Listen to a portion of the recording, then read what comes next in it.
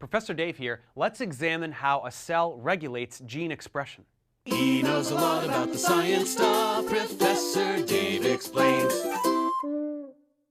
We have talked a lot about chromosomes and the genes they contain, as well as the genetics that dictate what kinds of phenotypes are expressed in an organism, like with Mendel's pea plants.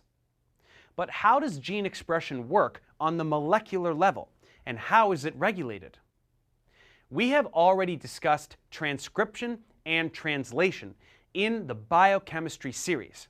So, if you missed those tutorials, it is absolutely mandatory that you view at least this one before moving forward. It is through transcription and translation that we see how the genetic information of an organism serves as a code for the manufacturing of everything within that organism. If you've already viewed the biochemistry tutorials, then we can briefly summarize and expand by including some details we previously skipped over. In transcription, the DNA within a gene codes for an mRNA, which then undergoes post-transcriptional modification. Each end gets a special cap tacked on, like the 5' cap, which is a modified guanine, and the poly A tail, which is 50 to 250 adenines.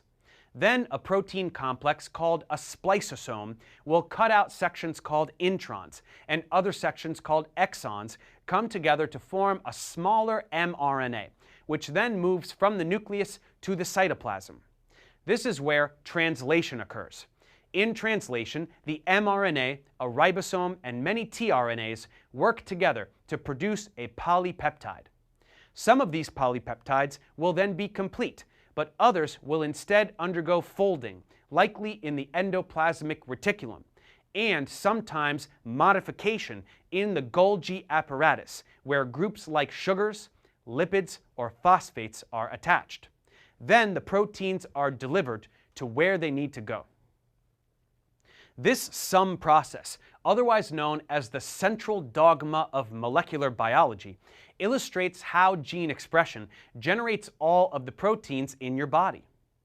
Once again, please watch my biochemistry tutorials on DNA replication and transcription and translation, as these are some of the most important concepts in biology.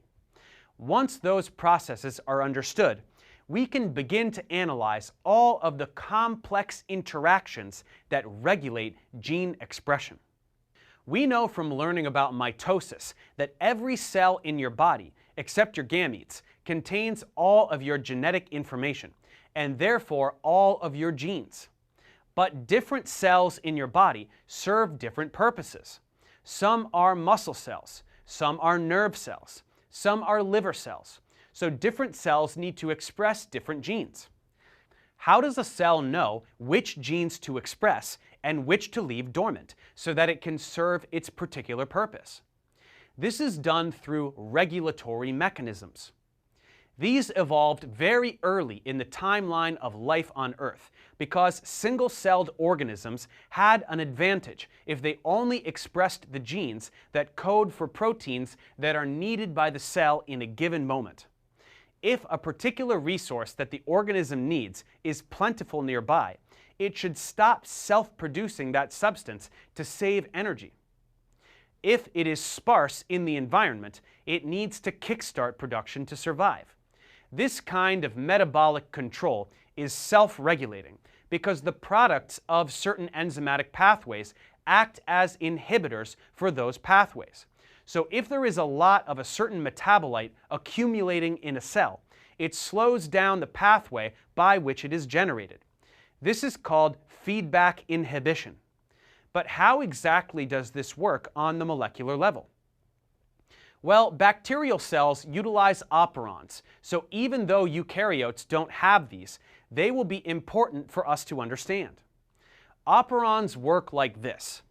Let's look at a particular metabolic pathway present in the bacterial species E. coli. The amino acid tryptophan is synthesized in 3 steps, with each step catalyzed by a different enzyme, and it takes a total of 5 genes to produce these enzymes. These genes are found very close to one another on the bacterial chromosome, and a single promoter serves them all, producing one huge mRNA that produces all 5 enzymes during translation, when ribosomes anneal at any of the various start codons on the chain.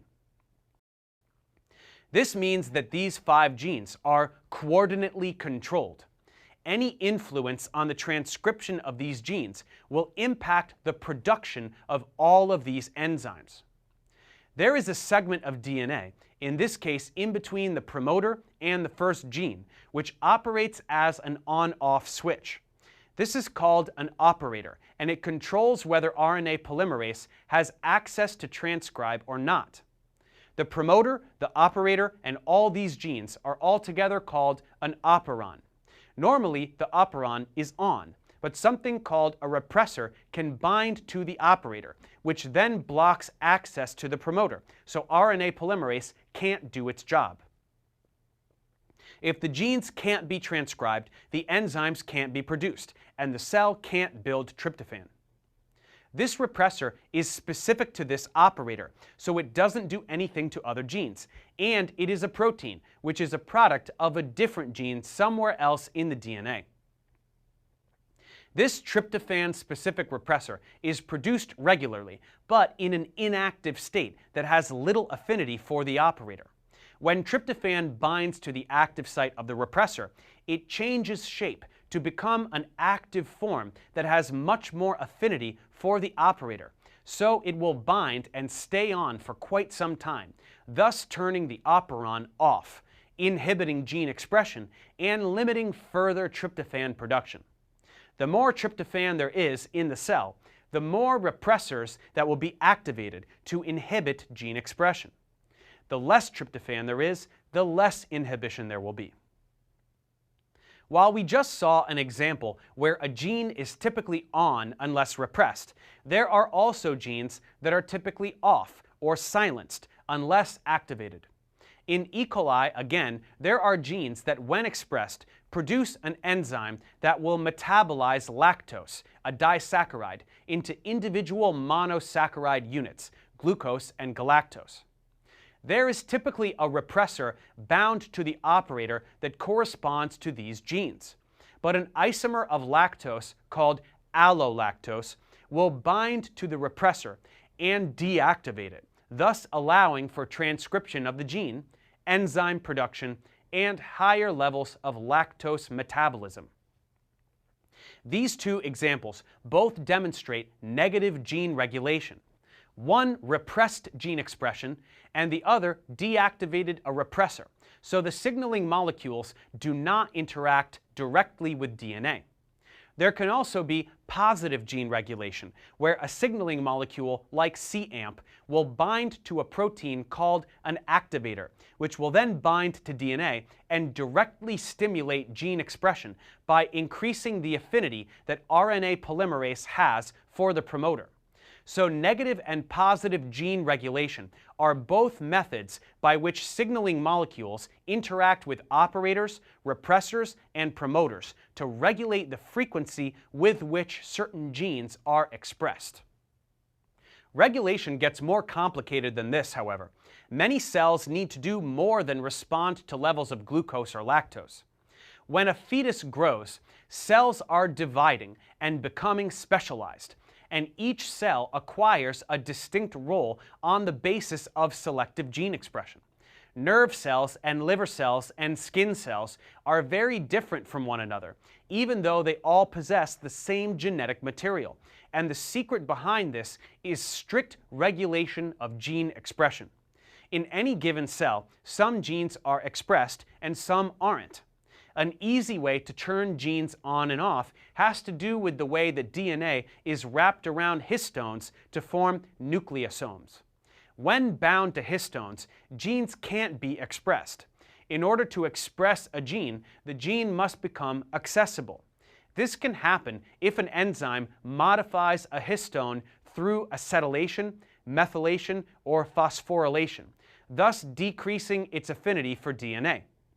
When a gene is no longer coordinated to the histone, it is available for transcription. In order for transcription to proceed, proteins called transcription factors are necessary.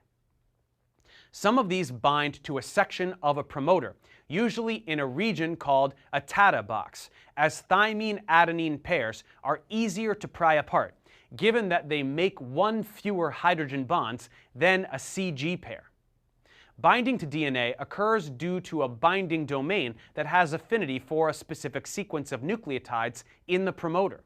The transcription factor also has an activation domain, which will bind to other regulatory proteins that enhance transcription.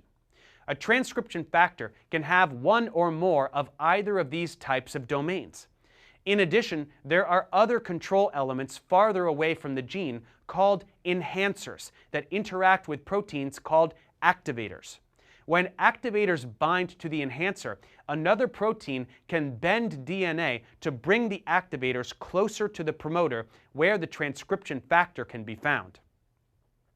Other proteins mediate interactions that produce the complete transcription initiation complex, which allows RNA polymerase to do its job. So we can see that transcription is quite a bit more complex than we previously discussed in biochemistry.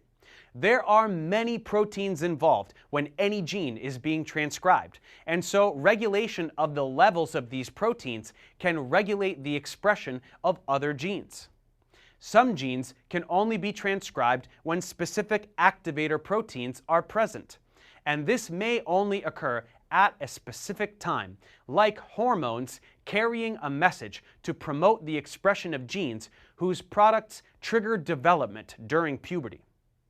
Combined with the acetylation and deacetylation of histones to either activate or silence genes, proteins that bind to mRNA to prevent translation, and other phenomena, the cell has several strategies at its disposal to regulate gene expression.